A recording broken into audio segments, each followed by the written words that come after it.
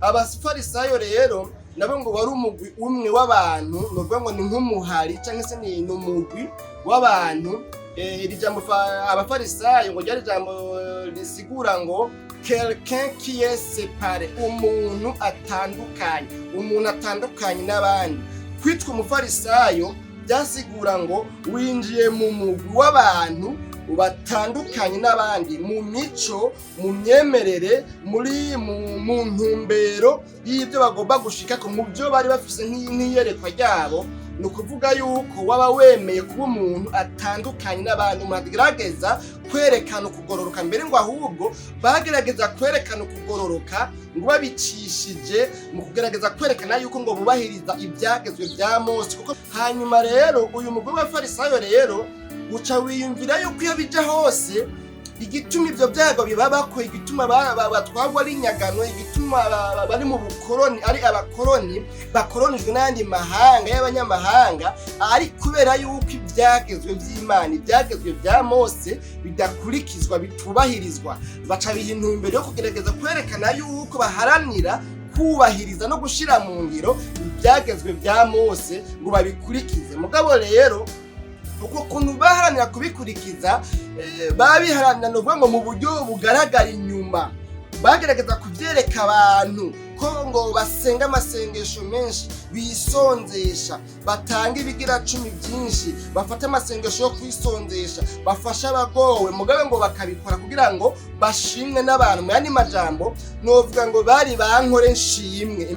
Rero bari abantu bisigura yuko ari abantu ngo batandukanye n'abandi, ni ukuvuga yuko batandukanye n'imico yose n'imigenzo y'ikinyabyaha. Kandi ivyo navyo urumva ko byari byiza, nuko mugabo babikora mu buryo bwo kwiyerekana, mu buryo bwo kwerekana inyuma. Ni ukuvuga ngo mugabo mu mitima yabo nta kugororoka kwari. Mbere uravye neza usanga ari handi Yesu yabwiye abigishwa biwe, ababwira ngo ukugororoka kwanyu ni kutaruta uko abafarisayo n'abasaduka mbere n'abanyabwenge b'ibyanditswe ngo ntimuzoruha muhonyera mu bwami bw'Imana. Ukugororoka kwanyu ni kutasumba kwabaje. Nuko tuvuga byasigura yuko ukugororoka bafise, ukugororoka berekana, ukugororoka bagerageza kudemontra mu nyifato, mu comportement yabo, mu buzima bwabo bwa misi yose, atari ko kugororoka Imana igomba, ahubwo hari ukundi kugororoka Imana igomba. Uko kugororoka Imana igomba nako ni ukugororoka guhera mu mutima indani. Abatoza kori nabo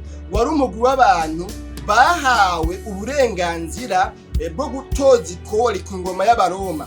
Muri kino gihe c'ubukoroni Abaroma bakoroniza ibihugu byinshi ku isi. Muri kiriya gihe Empire Rome yari yikoronije isi, yakoroniza ibihugu byinshi ku isi. Hari abo bagena bakitwa ngo n'aba collecteur des impôts, aba collecteur d'impôts cyangwa abatoza abegeranya amakori. Novuga nk'umuhonga mu gihugu wacu urwego rwa OBR, abantu bajejwe kwegeranya amatax. Abatoza kori rero bari abo bantu bose bahawe uburenganzira n'ingoma y'Abaroma kugira ngo bemererwe gutoza ikori. Imana yacu nidutabare. Mbere ahubwo ngukurikiranye neza usanga mbere kugira ngo uronke ubwo burenganzira bwo kumutoza kori ngo ari n'ababitangira ibiguzi, ni ukuvuga batanga igiturire. None rero muri make no muri menshi abatoza kori nuko bari bameze, abafarisayo nabo nuko bari bameze. Kino gihe rero Yesu yicaranye na babanyabyaha baciye baza, ni nkaho nuvuga ngo bari baje gufelicita, kwiginana umunezero na Matayo umutoza kori mugenzi wabo ahejeje kugirwa intumwa ya Yesu Kristo, ahejeje guhabwa gakiza, ahejeje kuba intumwa, ahejeje kuba umwigishwa wa Yesu. Hanyuma rero Yesu aca baha devoir à domicile. Nuvuga ngo ni bya bindi mwishuri twavuga ngo ni deade. Iyi devoir à domicile rero Yesu yahaye bano bafarisayo bigira ngo nabagororotse. Yavuga ngo mugende mwige iri jambo muritahure, ngo imbabazi nizo ngomba sibimazi, kuko ntaje guhamagara abagororotsi atari abanyabyaha. Imana yacu n'ihimbaza. Ndabaramukije cyane bakunzi bene data, musanzwe mukurikirana buno butumwa bwiza butambutswa kuri no mbonesha kure yitwa Ntamvuridahita. Amahoro y'Imana nashishikare kubana namwe mwese. Nkuko bisanzwe muteramanye na jewe mwene so Janvier Imana irambo nasanzwe ndabatunganiza bino biganiro. Abafise ijambo ry'Imana ngomba ko dusangira ribonekana mu butumwa bwiza bwa Yesu Kristo ko bwanditswe na Matayo. Tuza gusoma mu gice c'9 ahanini tuza guhagarara ku murongo wa 13 ariko turasoma duhereye ku murongo w'icenda nyene. Matayo igice c'icenda umurongo w'icenda tugeze kuri 13, ariko ijambo ndondera ngomba ko turikura kuri uyu murongo nyene w'13. Tutarasanga ayo majambo rero reka dusenga Imana, twiragize Imana kugira ngo Imana ibane nacu muri kino kiganiro n'ino jambo tugomba dusangire. Mwami Yesu, nyaguhora ku ngoma, turagushimiye cyane, nuhabwe ishimwe n'icubahiro. Tugukengurukiye cyane kubw'imbabazi zawe zikiriho na bugingo n'ubu, kongeye kutwemera ko dusubira guhura na bano bene data bakunzi ba bino biganiro bisanzwe bitambutsa kuri bino rubuga. Turagushimiye cyane ko imbabazi zawe zishishikaye kutubako, turagushimiye cyane kushishikaye kutwihanganira, turagushimiye cyane Mana kushishikaye kutuzigamira muri buno bugingo. None rero turaguhaye kaze, ngwino bane natwe, ngwino uganiriza imitima yacu. Umuntu wese agiye gukurikirana kino kiganiro nuvugane nawe, numugendere kugira ngo ibintu byose bikwiye guhindurwa na rino jambo, kino kiganiro kize kurangira iri jambo rimaze kubihindura. Urakoze kuri Imana, ibikwiye gukomezwa na rino jambo bikomezwa na rino jambo, ibyo ugomba byose biture ku izina ryawe ryera Kristo Yesu tubisabye, amen. Nuko rero nkuko namaze kubibabwira, reka dusangire aya majambo tubona mu butumwa bwiza bwa Yesu Kristo uko bwanditswe na Matayo.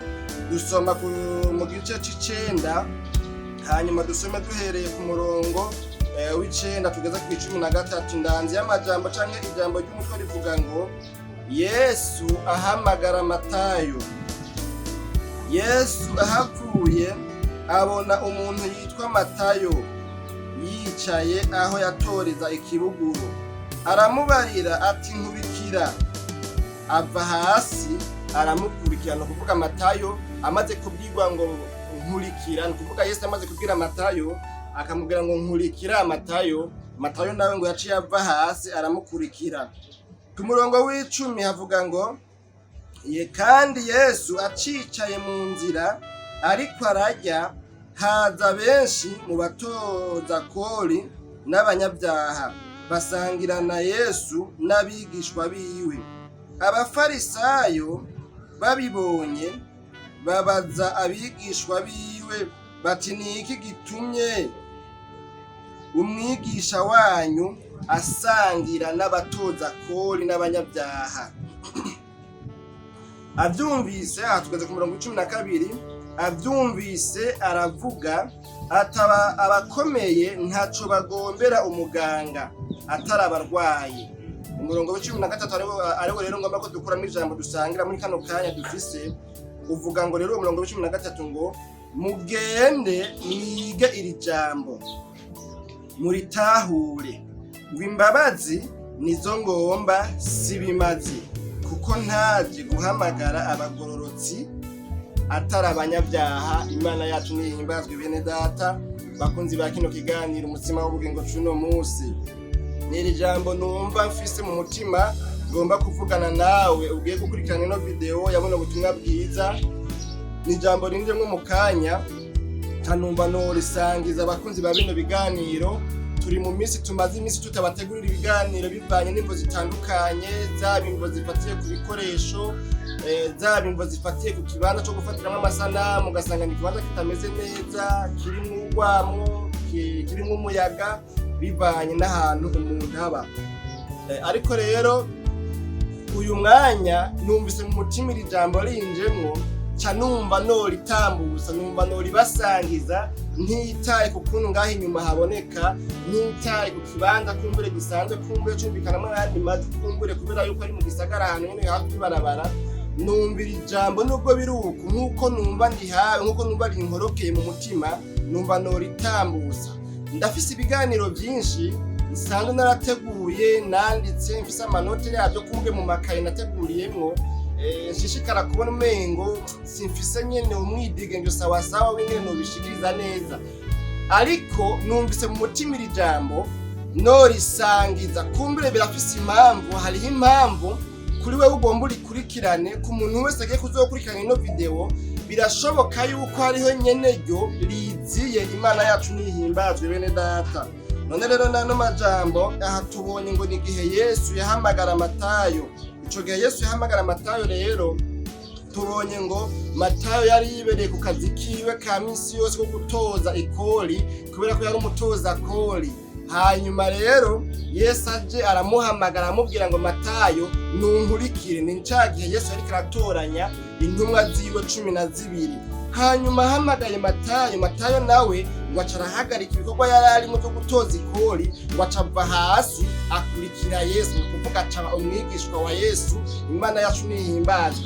Mugabo kandi ngo muri uwo mwanya nyene ngo Yesu acicaye muri iyo nzu akiriko arafungura, mbere ngo haza ngo abatoza kori bandi, haza ngo mbere ngo n'abanyabyaha. Hanyuma ngo baca bicarana na Yesu, bicarana n'abigishwa ba Yesu n'intumwa ziwe, bicarana n'aba bantu batoza kori benshi baciye bazi uyu mwanya. Ahejeje guhamagara umutoza kori mugenzi wabo akamugira intumwa, ni kuvuga akabohoka akaba intumwa ya Yesu. Ico gihe ngo hacaza abatoza kori bandi, haza mbere ngo n'abanyabyaha bicarana na Yesu ngo barasangira. Imana yacu nihimbazwe. Muri ico gihe rero ngo hariho umugwi w'abafarisayo. Abafarisayo narigeze kubivuga mu irindi jambo nigeze kubisiguramwo, kandi hariho n'ibiganiro bindi tutorigaruka ko muri kazoza kumbure ibihe bitwemereye tukaronka n'ahantu tubikorera kumbure hagerageza kumera neza. Abafarisayo rero nabo ngo wari umugwi umwe w'abantu, novuga ngo ni nk'umuhari cyangwa se ni umugwi w'abantu. Iri jambo abafarisayo ngo ryari jambo risigura ngo quelqu'un qui est séparé, umuntu atandukanye n'abandi. Kwitwa umufarisayo byasigura ngo winjiye mu mugwi w'abantu batandukanye n'abandi mu mico, mu myemerere, mu ntumbero y'ibyo bagomba gushikako mu byo bari bafise nk'iyerekwa ryabo. Ni ukuvuga yuko waba wemeye kuba umuntu atandukanye n'abandi, umuntu agerageza kwerekana ukugororoka, mbere ngo ahubwo bagerageza kwerekana ukugororoka ngo babicishije mu kugerageza kwerekana yuko ngo bubahiriza ibyagezwe bya Mose. Kuko muri ico gihe imihari y'abafarisayo n'abasadukayo n'indi mihari yagiye ivuka mu gihe hari gisigaye mbere nk'imyaka ishika hafi 200 ngo Yesu avuke. Niho hagiye havuka imihari, aho havutse n'abitwa n'abazerote, bitwa n'abagwanashaka. Havutse imihari, iyo mihari ngo yari ifise intumbero yo kurondera ingene boharanira ukuntu Imana ngo yobasubiza mu mwidegembyo, mu bwigenge, kuko bari bamaze igihe kitari gito bagenda bakolonizwa n'ayandi mahanga, abanyababiloni, abaroma n'abandi. Muri kino gihe mbere bari batwarwa n'intwaro y'i Roma. Hanyuma rero uyu mugwi w'abafarisayo rero uca wiyumvira yuko iyo bija hose igituma ivyo byago bibabako, igituma batwagwa ari nyagano, igituma bari mu bukoroni ari abakoroni bakoronijwe n'andi mahanga y'abanyamahanga, ari kubera yuko ibyagezwe by'Imana, ibyagezwe bya Mose bidakurikizwa, bitubahirizwa. Baca biha intumbero yo kugerageza kwerekana yuko baharanira kubahiriza no gushira mu ngiro ibyagezwe bya Mose ngo babikurikize. Mugabo rero uko kuntu baharanira kubikurikiza babiharanira no ngo mu buryo bugaragara inyuma.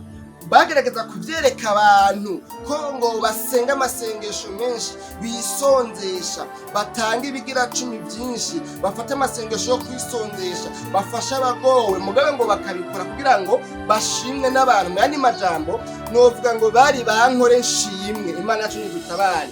Aba bafarisayo rero n'uyo mugwi muri make sindinze kuvyinjiramo cyane, mugabo ndazi muri kazoza tuzobigarukako.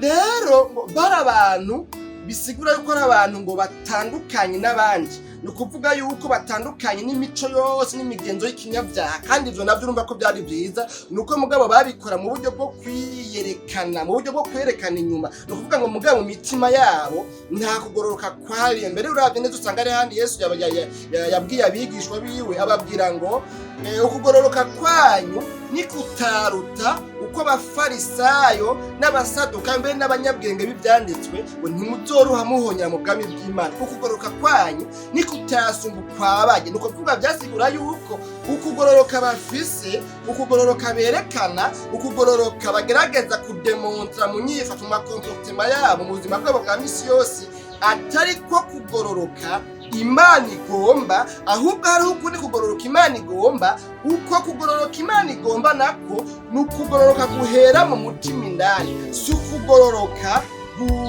bifatiye ahanini kubibonwa n'amaso y'abantu, kuko Imana yoyo ntiraba ahanini ifatiye kubibonwa n'amaso y'abantu, ahubwo Imana iratera intambwe igashika hari indani mu mutima, ikaraba ibyinyegeje hariya mu mutima. Ni ukuvuga birashoboka yuko umuntu yerekana ingeso nziza inyuma, mugabo hariho ibibi afukiriye indani. Birashoboka ko umuntu yoguhisha ingeso, birashoboka ko umuntu yokunyegeza umutima muba afise, birashoboka ko umuntu yokwerekana ko umengo ni umugenzi wawe, murakundanye, murubahana, murumvikana, muriyumvanamwo, arakubabaye, ariko mugabo mu mutima afise ikintu kigenda novuga ngo yarabunzwe ku mutima. Ibyo birashoboka cyane. Hariho abantu usanga ari abahinga mu guhisha ingeso bagenzi babo, bakabereka ibinyuranye n'ibiri mu mutima wabo. Imana yacu nigutabara. Kino gihe rero Yesu ahereje guhamagara Matayo acitse intumwa ya Yesu. Hanyuma abatoza kori bandi bagenzi ba Matayo baciye baza benshi kuri Yesu, aho Yesu yarari yicanye n'abigishwa biwe. Haca mbere ngo ntihaza abatoza kori gusa, haca haza mbere ngo n'abanyabyaha. Abatoza kori nzobigaruka ko mu bindi biganiro byo muri kazoza kumbure, kugira ngo ntware umwanya mugufi kugira rino jambo n'ufise umutima ari inkorokeyemo, mubarimbujije amahoro, mbanora itambutsa. Abatoza kori nabo wari umugwi w'abantu bahawe uburenganzira bwo gutoza ikori ku ngoma y'Abaroma. Muri kino gihe c'ubukoroni, Abaroma bakoroniza ibihugu byinshi ku isi. Muri kiriya gihe Empire Rome yari yikolonije isi, yakoloniza ibihugu byinshi ku isi. Hariho abo bagena bakitwa ngo n'aba collecteur des impôts, aba collecteur d'impôts cyangwa abatoza abegeranya amakori. Novuga nk'ubunkonga mu gihugu wacu urwego rwa OBR, abantu bajejwe kwegeranya amatax. Abatoza kori rero bari abo bantu bose bahawe uburenganzira n'ingoma y'Abaroma kugira ngo bemererwe gutoza ikori. Imana yacu nigutabare. Mbere ahubwo gukurikiranye neza usanga mbere kugira ngo uronke ubwo burenganzira bwo kumutoza kori, ngo hari n'ababitangira ibiguzi. Ni ukuvuga batanga igiturire. Ntibyatangwa kuvuga ngo kuri gusa, ntibyatangwa hobyo. Kugira ngo ubwo burenganzira umuntu abuhabwe bwo gutoza ikori, ngo harabamo no gusorora, harabamo n'igiturire. Urumva ko igiturire nticyatanguye cyangwa hirya y'ejo, igiturire cyatanguye kera. Imana yacu nihimbazwa. Abo batoza kori rero mbere ni nayo mpamvu ngo mbere no kugunga bagunga, kuko nabo urumva babihawe batanze amahera, babihawe batanze ikiguzi. Ntawe ubizi ko kumbure hajya n'igihe usanga umuntu yogurisha itongo kugira ngo atange ibiguzi by'ibiturire kugira ngo ahabwe uburenganzira bwo gutoza ikori. Imana yacu nihimbazwa. Abatoza kori rero muri make nuko kuntu bari bameze n'uwo muntu. So n'abo bantu bahabwa ubwo burenganzira bwo gutoza ikori ku ngoma y'Abaroma, kandi ubwo burenganzira ntibabuha uwo ari we wese, harabamwe no gutanga ibiturire. None rero mu ntunge bene data bakunzi bakino kiganiro umutsima w'ubugingo, singomba kuja muri birebire cyane, ahubwo ngira ngo ni kubera binkumbuye kuvuga. Tumaze iminsi atabiganiro tubategurira, kubera ko twumva turi jene kubera nyine ibintu bijyanye n'ukuntu tutaronka hano ngende tubitegura tubifatira hameze neza, hatworohereza, twumva yuko hari karume kandi yari amizone nakumbere iboneka neza. Ariko mugabo ntaco hazobirgiye kumbura umuntu aronka ingene yobashikiza ibyo biganiro yagukiwe, hanyuma kumbura ngira ngabacamba zogabanuka. Imana yacu nihimbazwa. Maze rero novuga tutari gitoya ntariko ndategura ibiganiro, kuko ntabona yuko neza muyengo mfise ahantu nyine ndabitegurira neza, ariko nabifise mu mutima kandi byinshi cyane ko sinicaye, ntabwo nicaye, ntabwo byazimye muri jewe biracarimo. None rero muri make no muri menshi abatoza kori nuko bari bameze, abafarisayo nabo nuko bari bameze. Kino gihe rero Yesu yicaranye na babanyabyaha baciye baza, ni nkaho nuvuga ngo bari baje gufelicita, kwiginana umunezero na Matayo umutoza kori mugenzi wabo ahejeje kugirwa intumwa ya Yesu Kristo, ahejeje guhabwa gakiza, ahejeje kuba intumwa, ahejeje kuba umwigishwa wa Yesu. Numva umengo iyo bija hose hariho umunezero, kugira ngo hace haza abanyabyaha, haza n'abatoza kori. Kandi ikindi naco, abanyabyaha n'abatoza kori, iyi migwi ibiri y'aba bantu yari imigwi y'abantu banenwa canke bankwa canke bacigwa imanza na wa mugwi w'aba bantu twabonye bitwa ngo n'abafarisayo. Baba twabona ngo mu gifaransa bavuga ngo quelqu'un qui est séparé, umuntu atandukanye n'abandi, umuntu atameze nk'abandi bose, umuntu afise imico wewe yisangije, kandi iyo mico yitwa ngo ni imico myiza. Imana yacu nihimbazwa. ndiyumvira ko mu byiyumviro byabo naho ngaho bitanditse iyo bija hose, kuko bari bafise amakuru ya Yesu, kuko bari bazi ko Yesu ari umugororotsi, kuko bari bazi ko Yesu ari umuntu akoresha ibitangaza, kuko abandi mbere bamwita ngo ni uvugishwa n'Imana, kuko abandi mbere bamwita ngo yoba ari Eliya kumbure yaje, kuko abandi bari bamuzi n'ubuntu bw'Imana. Niyumvira yuko mu mitima yabo bari banezerejwe cyane no kubona uyu muntu wewe atabigizayo, atabakumira, atabagwiza n'ubusa, atabanena. Ni ukuvuga umuntu ahubwo abiyegereza, yonwera ku gikombe nabo bakanwerako, canke nabo bonwera ku gikombe nabo akakinwerako. Imana yacu nidutabare bene data. Nibuka kera nkiri akana gatoya nabona dufise nk'abakozi ngo bava mu bwoko kanaka, sigomba kubyigiramo cyane, wasanga umengo bobo bokwisangiza, ugasanga bobo igikombe bokwisangiza. Imana yacu nidutabare. Murabizi ko hari ibintu by'amoko y'abahutu n'abatutsi n'abatwa, abitwa abatwa rero baramirwa, basangira n'abandi, ntibonure ku gikombe nawe ukinywereko, ntiboririye ku isahani nawe ngo uyirireko. Mbere nabo nyine basanga umengo baramaze kubimenyera, akaba ari n'uwo kugira ngo ntumere ku isahani, agaca asasa umutoto ukamusukira kw'inda agafungura. Umuntu ugasinga byo kuzana ibintu by'amacakubiri y'ubwoko ndabyabura. Nuko Imana yacu nidutabare. Rero bano bantu Yesu araje wewe ntabakumiriye, ntabigije kure, ntabagwije n'ubusa, baca baranezerwa. Bumva ko hari umutoza kori yabonekana nk'umuntu w'ingunge, kuko ico gihe abatoza kori namba ari kubera n'ukuntu wumva baba babitangiye kuguzi bagasorora amahera menshi, ico gihe babonekana nk'abantu b'ingunge, baragunga, bari abantu bakarenganye, bari abantu novuga ngo bazwi ko ibibi, bazwi nabi. Rero abatoza kori babona wa undi Yesu wewe, wa undi bavuga nka Eliya, wa undi bavuga nk'umuhanuzi, aje atameze nk'abafarisayo, ahubwo aje abiyegereza. Ahubwo mbere umwe muri bo aramuhamagaye, aramwatiye, amugize intumwa yiwe, amugize umugendanyi wiwe, amugize umukwerezi wiwe. Imana yacu nidutabare. Baca baraza rero, ndimvira ko hari umunezero udasanzwe, babonye ingene Yesu abiyegereza, basangira nawe babona birakunze, bishana nawe babona biremeye, bishana n'abigishwa biwe babona ntibabakumiriye, baranezerwa ati uyu munsi turonse umuntu atubabaye, turonse umuntu afise impuhwe, turonse umuntu afise imbabazi, turonse umuntu atatunena, turonse umuntu atandukanye n'abafarisayo. Imana yacu nihimbazwe bene data.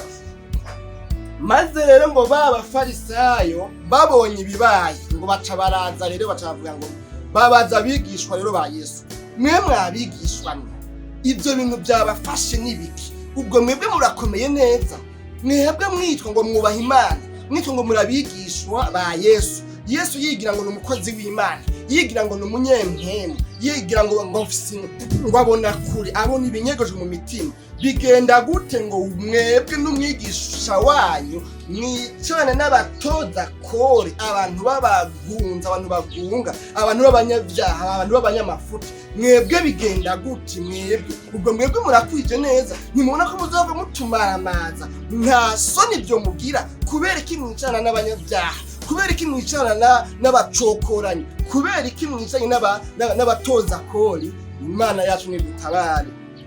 Yesu rero arabimenya ibyo abafarisayo bariko barabwira abigishwa biwe.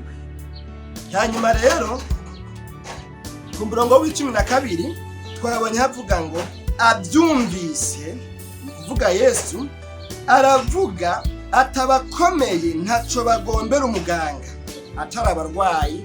Imana yacu nidutabare.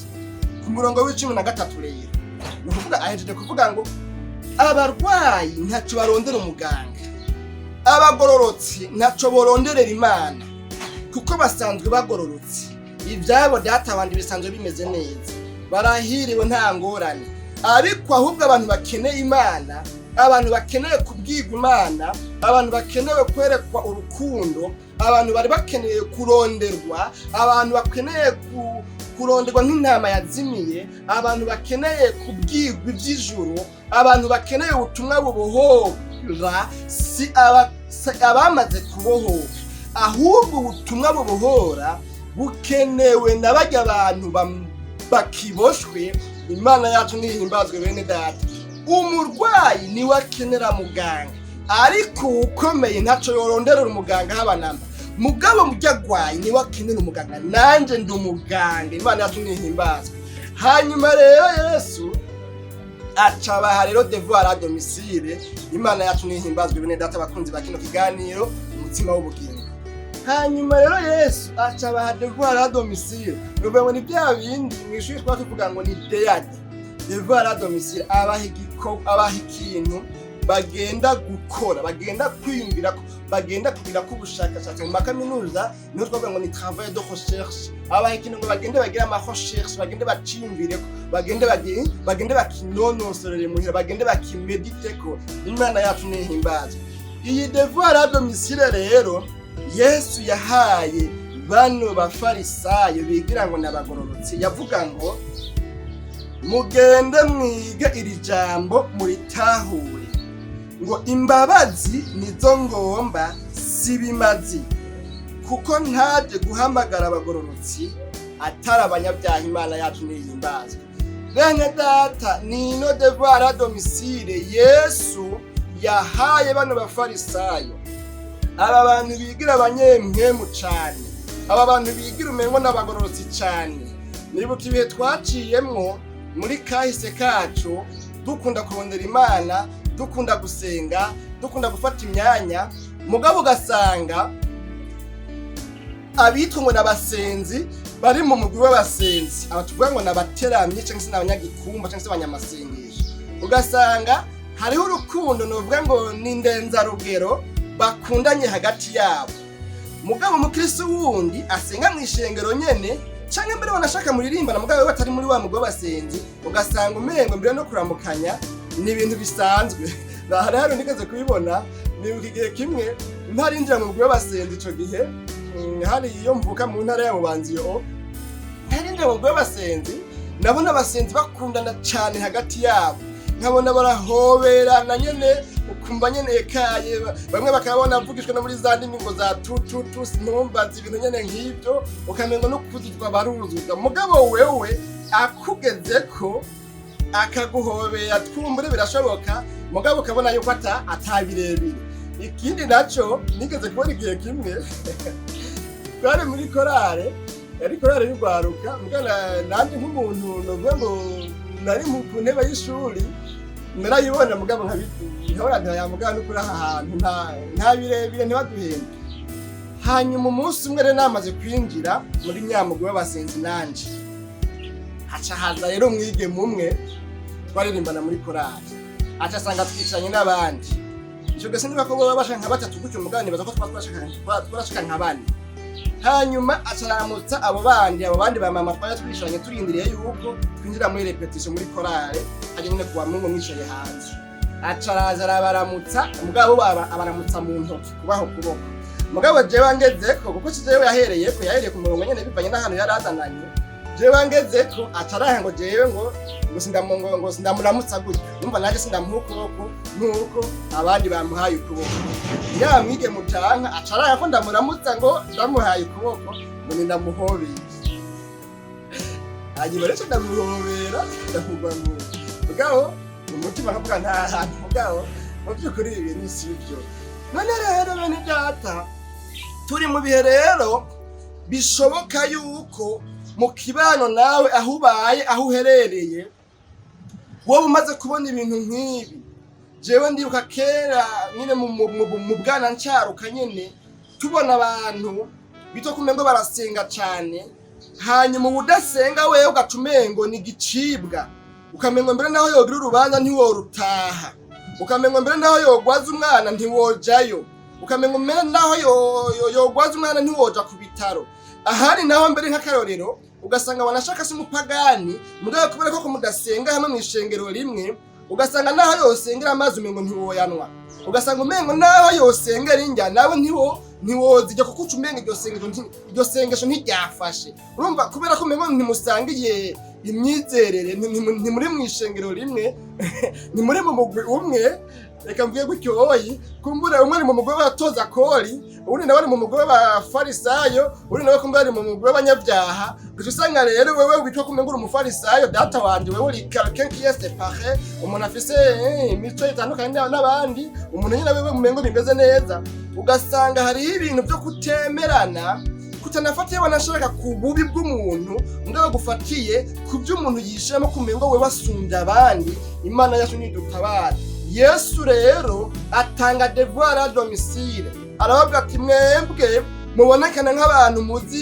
ibyanditswe cyane kuko abantu ngo bari abantu baserangura ibyagezwe bya Mose n'abantu basoma cyane ibyagezwe bya Mose ngo n'amajambo y'abavugishwa n'Imana bo muri kahise kuko urumva bariko baharanira yuko umwidegemvyo n'intwari ivuye ku Mana bisubira kuboneka mu Bisirayeli bizananye ngo mu kubahiriza ibyagezwe mugabo ko kubahiriza ibyagezwe yego irevre ko bishoboka mbere wanashaka mbere bose bishoboka niko byari biri ihaga ry'Abisirayeli Imana yari isa n'iyarihevye irirekera mu byago byo gutwarwa ari nyagano byo guterwa n'abansi babo kubwuko nabo bayivuye ko bagakora ibyaha bagakora ibigabitayo mugabo nubwo byaruko ntibyasigura yuko ibyagezwe baretse gukurikiza nibaharanira kwerekana ko umengo barabikurikiza kurumva kwari ukwereka amakungu kwari ukwereka abantu yuko bubahiriza ibyagezwe ni nkaho mu yandi majambo uyu mugore w'abafarisayo bavuga ngo reka duharanire gusansibiriza abantu tubereke yuko twebwe tuvyubahiriza hanyuma nabo bazoca bagira réveil spirituel bazoca bagira ikanguro bazoca bagira umuvyuro hanyuma bace bavyuka nabo bubahiriza ibyagezwe umviriza abantu bagomba ko haba impinduka abantu bagomba ko habaho réveil bagomba ko iyo réveil izanana mu kwereka abantu mu guhuma amaso abantu ngo babereke ko umengo bobo barabyubahiriza mu yandi majambo kwari ukwerekana yuko babyubahiriza ariko ntibabyubahiriza ni ukuvuga bahuma amaso babereka nuzeye kusha y'inyuma iby'inyuma ku mubiri bigaragara ngo mbere ngo no mu gusiga ngo bahagirije ngo bakaja ngo mu mayiragire mu masanganzira au Carrefour canke muri rond-point aha amayirahurira ku marigara mu isite muri quartier ngo akaba ariho bafatira amasengesho bakunama bagasenga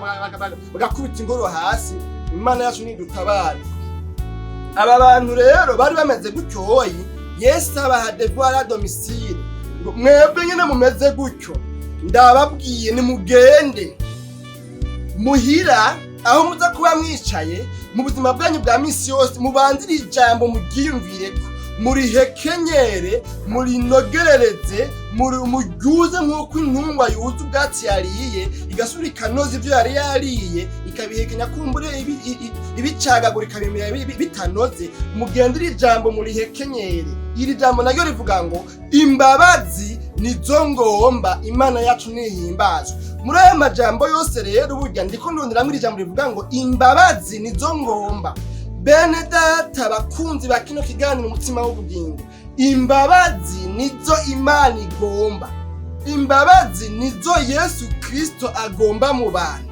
imbabazi nizo Imana igomba muri jewe gutanga imbabazi kugira imbabazi nico kintu Imana igomba no muri wewe kugira imbabazi nico kintu Imana igomba mu bantu bitirirwa izina ry'Imana kugira imbabazi nico kintu Imana igomba mu mashengero kugira imbabazi nico kintu Imana igomba mu miryango y'abakristo bitirirwa yuko basenga barondera Imana kugira imbabazi nico kintu Imana igomba mu bantu babana mu kibano mu mibano mu mihana mu makartier tubamwo kugira imbabazi gutanga imbabazi kugiranira imbabazi nico kintu Imana igomba Imana yacu nihimbazwe usomye mu mazaburi usanga ari amazaburi menshi afise imirongo ivuga ngo nimushimire uhoraho yuko ari mwiza kuko imbabazi ziwe zamaho ibihe bidashira Imana yacu nihimbazwe hari undi muririmbyi baririmbye avuga ngo ukwihangana kw'Imana nukwihangana kw'Imana nyine ninde yo kwihanganiye ibibi bikorerwa munsi y'izuba Imana yacu nihimbazwe n'aho mani majambo yavuga ngo uravye ibibi bikorerwa munsi y'izuba uravye ibyaha abantu bakora canke mbere aho uravye ibyaha dukora uwundi muntu yoshoboye kwihanganira amafuti abana b'abantu dufise mbega ninde kiretse Imana yonyene ifise ukwihangana speciale. Imana yacu nihimbazwa. Niri jambo rero Yesu yahaye bano bantu nigiye yabatekera bavuga ati burya si bimaze ngomba, si ngomba yuko kumbura umuntu yerekana ko umenga aragororotse. Si indirimbo nyinshi zihibongojwe, saba aririmba amaza tenor, alto, soprano na base, saba turaranga kumbure igisirimba, saba tamba umushahishayi, saba tamba igisirimba cyane gusumba abandi, saba hibongoza cyane gusumba abandi, saba tanga amahera menshi kumbure gusumba abandi. Naho navyo nyine ari bimwe mu bikorwa by'Imana kandi byiza umuntu abikorana umutima utunganye. Imana nayo ibyakira mbere ngo bikayibera umubavu yimotira.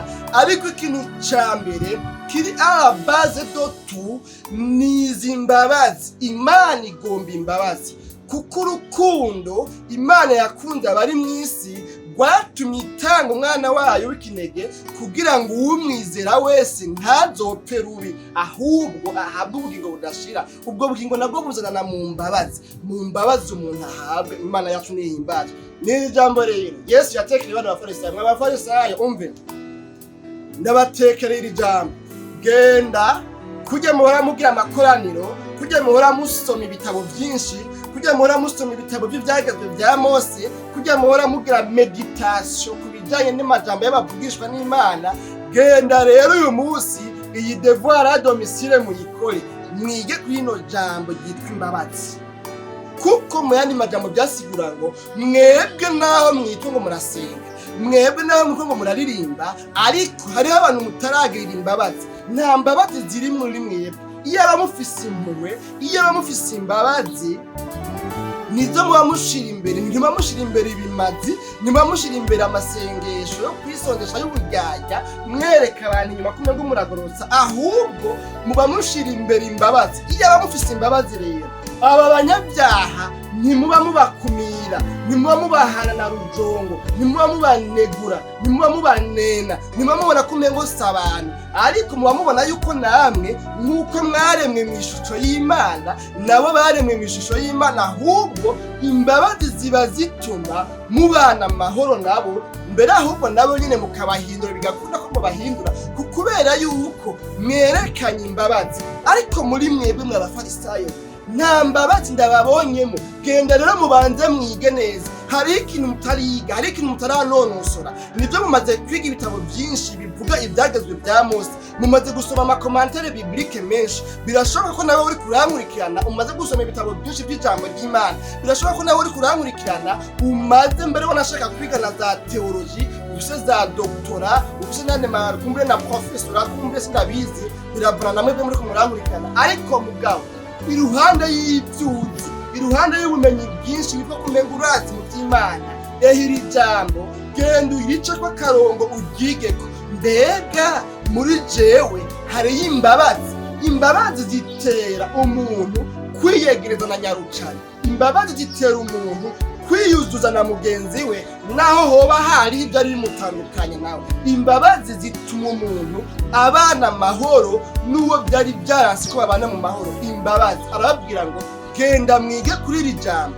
kandi ntimugarukire ku kugiga gusa, ahubwo muri tahure, muri comprene, ribabemwo mubyumva nyine ko ribanyuze. Ni jambo ry'imbabazi. Imana yacu nidutabare. Turi mu bihe bishoboka yuko umuntu abaho aririmba, ariko aririmbana n'umuntu bafise ibyo bapfa, ugasanga ntibakivugana, ntibagicana uwaka, ntamuraba n'iryahumye. Ugasanga naho yo musaba umuriro niyo mu muriro, naho yo musaba amazi yo kunywa ntiyo yamuha, ayamuhaye naho yo haba yamuha harimo sumu yapanya.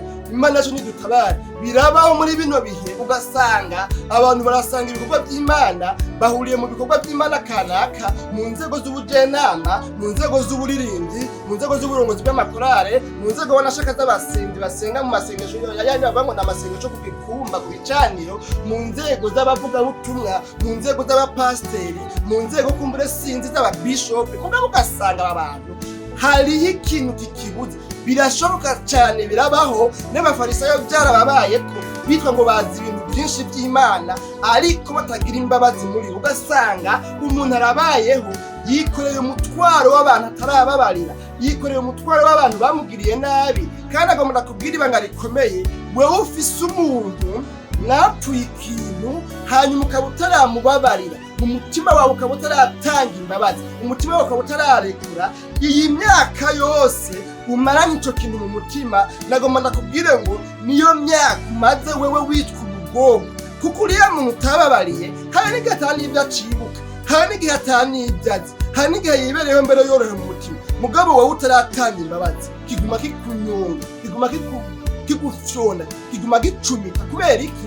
Mu mutima wewe urafise ikintu cy'igisebo ugendana kubera ko utarababarira. Ariko wosanga ujya umuntu utarababarira wowe yibereye amahoro atangurana. Niri jambo rero, mbega warababariye?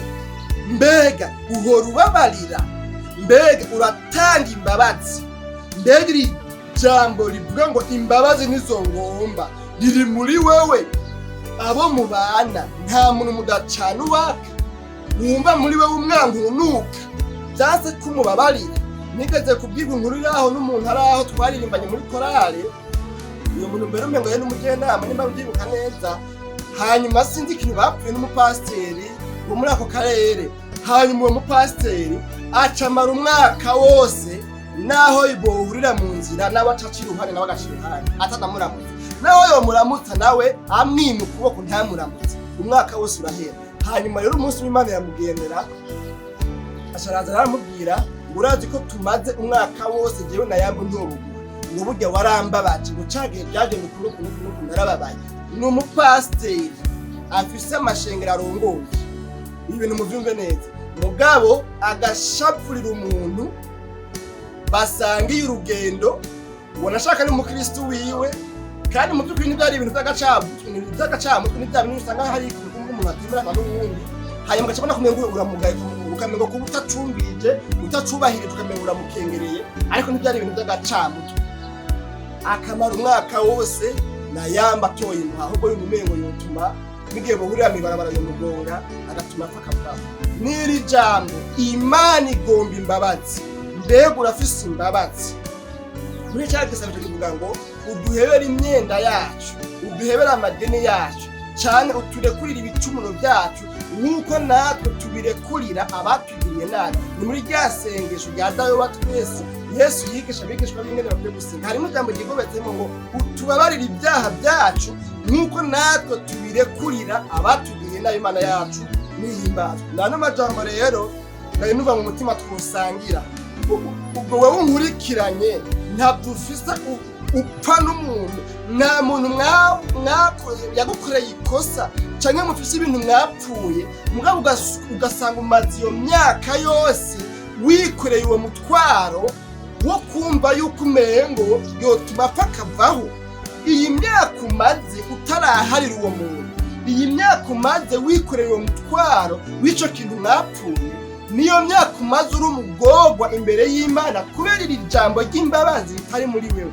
Hari n'igihe uriya muntu wewe ataco yinona, ahubwo usanga n'uvuga ngo aracuna yibereye amahoro, mugabo wewe imbabazi ziyakwiye kuba mu mutima wawe. Imana yacu nihimbazwe. Imbere ko dusezerana ikindi kintu novuga ni iki, burya imbabazi kubabarira umuntu nawe yo atanagusabye imbabazi, ariko wowe gatari nabwo pati ndamubabariye. Burya imbabazi zibohora ubwa mbere na mbere nyene kuzitanga. Hari abantu bibaza ngo gutanga imbabazi ubwa mbere na mbere zibohora uriya muntu azihawe, ariko burya umuntu atanze imbabazi zivuye mu mutima, ubwa mbere na mbere niwe aba yibohoye, ubwa mbere na mbere niwe aba yivuye, ubwa mbere na mbere umutima wiwe niwe ubohoka, ukaba amahoro, akumva araruhutse. Kwa kuntu yahora yimvira naka, kwa kuntu yamubona no kuri televiziyo muri sala gaca ngumengo yoyimena, nukuvuga kijya kintu gica kihava agaca yumva aronsa amahoro. Kubera iki? Aratanze imbabazi, arabwiye umutima wiwe, arenformye umutima wiwe yuko cya kintu cyari kimeze nk'umusozi gikuweho, aca aheza akaronka amahoro. Imana yacu nidutabara. Biraheza rero bikaza bikagira ingaruka nziza kuri uwo nawe ababariwe, nimba byabanje kuva muri wa mutima wa muntu asaba imbabazi. Nta n'amajambo rero nari mfise, urabe neza mu muryango, mu babanyi, mubo mwarukanye, mubo mukorana, mubo mwirigwana, mubo musengana, mubo muririmbana mw'ishengero, mubo musangiye ibikorwa, urabe yuko iri jambo ry'imbabazi wamaze kuritahura kandi urishira mu ngiro, ata muntu mufitaniye ibibazo utaramuharira, kuko uwo utaraharira hamwe inzamba yovuga ntiwoja mw'ijuru ujanye ico kintu utaratanga kw'imbabazi. Hamwe urupfu rwoza vyoba biheze, nta yandi mahirwe wohabwa yo kwihana no gutanga izo mbabazi utatanze. Iri jambo rero ukurikiranye riguhanura ngo ugire imbabazi. Uwo umuntu afise imbabazi mu mutima, urekurira abakugiriye nabi bose, kuko nitwaharira ibyaha abaducumuyeko, niho natwe Imana iturekurira itubabarira. Mu yandi majambo, umuntu adaharira nawe ntaharirwa, umuntu adatanga imbabazi nawe ntazigirirwa. Imana yacu nihimbazwe. Hahirwa abagira imbabazi, kuko aribo bazozigirirwa. Nimwe muri ya majambo Yesu yavuga muri za nyigisho zo ku musozi, aho yariko aravuga ku bahirwe 8. Hariho ibiganiro tuzobizamo tuzovuga kuri ivyo bintu navyo nyene muri ziriya nyigisho. Hahirwa abagira imbabazi, kuko aribo bazozigirirwa. N'umuhirwe umuntu agira imbabazi, kuko nawe azozigirirwa. N'umuhirwe umuntu atanga imbabazi, kuko nawe azozigirirwa. N'umuhirwe umuntu atanga imbabazi, kubera ko umuntu afise imbabazi aba yaramaze gutahura devoir à domicile Yesu yamuhaye. Umuntu atanga imbabazi mu yandi majambo aba akoze devoir à domicile. Iyo utanze imbabazi uba ukoze devoir à domicile, uba ukoze deyade Yesu yahaye abantu bose bipfuza kuba babonekana nk'aho mengo bameze nk'abantu bavuga ngo n'abafarisayo, abantu batandukanye n'abandi. Nimba ugomba kubonekana imbere y'Imana ko umuntu atandukanye n'abanyabyaha, tanga imbabazi. Reka kwitwa umufarisayo, reka kwitwa quelqu'un qui est séparé kandi utaratanga imbabazi. Ntibyoshoboka ko witwa umwana w'Imana by'ukuri udatanga imbabazi, kandi so witirirwa nawe ari umunyembabazi akunda guharira. Imana yacu nihimbazwe. Abantu rero batanga imbabazi n'abahirwe, kuko naho inzamba yovuga boja mw'ijuru, naho urupfu rwoza boja mw'ijuru. Kandi abantu batanga imbabazi baba mahoro, babaho mu mwidegevyo, babaho atadwiri bagiriza ikibi, babaho batuje, babaho ari abanyamahoro mu mutima wabo. Imana yacu nihimbazwe. Bene gatana n'amajambo rero naremfise, ariko n'umuhombe umuntu adatanga imbabazi, kuko umuntu adatanga imbabazi umutima wiwe ubaho uboshwe, kandi umuntu adatanga imbabazi aba atariko arashira mu ngiro ico Imana imusaba gushira mu ngiro. Nako n'ano majambo rero dusangiye muri kino kiganiro umutima w'ubuzima munsi. Tuzosubira mu kiganiro umutima w'ubugingo c'ubutaka, dusenga Imana kuva rino jambo twumvise, hanyuma nawe ugenda ukore devoir à domicile, genda ukore deyade Yesu yatanze yo kwiga kwijambo ryitwa kugira imbabazi. Nano majambo mwese abayumvise, Imana nyera amahoro ibahamugisha. Turagushimiye Mana nyera amahoro, turagukengurukiye cyane kuva rino jambo twumvise. Bivuga ngo imbabazi nizo ngomba, ariko si bimaze. Amasengesho menshi naho nayo nakenewe.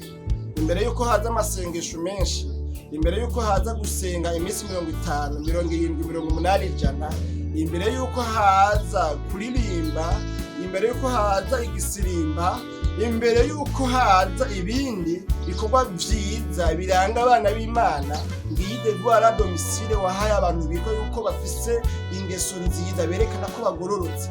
Wabahaye devoir yo kugira imbabazi, bige kuri iri jambo ryo kugira imbabazi, kuko byabonetse yuko batagira imbabazi. None rero uyu mukunzi wa kino kiganiro umutima w'ubugingo, Umwami Imana yumvise iri jambo akaba yitaho, akaba yisanze ari mu mugwi w'abantu bataragira imbabazi, akaba yisanze mu bantu batarakora ino deyade, ino devoir à domicile. Ndamusengeye bihuriranye n'ukuntu yiyatuye ku imbabazi, bihuriranye n'ingene yisengeye, bihuriranye n'uko yemeye gusaba imbabazi, bihuriranye n'uko yafashe ingingo yo kugenda gukora ino deyade, bihuriranye n'uko agize umutima umenetse. Ndamwatuye ku imbabazi ngo amajwi yamucira urubanza, amajwi yamushira kure y'Imana, ayo aceceke, habe imbabazi z'Imana mu mutima wiwe, hanyuma nawe agende gutanga imbabazi, yagira imbabazi n'Imana. Bakoze kuri Imana ibyo ugomba bishishikare kuba wiyerekane muri bano bakunzi bagira ibintu biganiro basanzwe bikurikirana, bakabihoza ku mutima. Muzina ryawe gera Kristo Yesu niho tusabe tugize kugiye kubikora.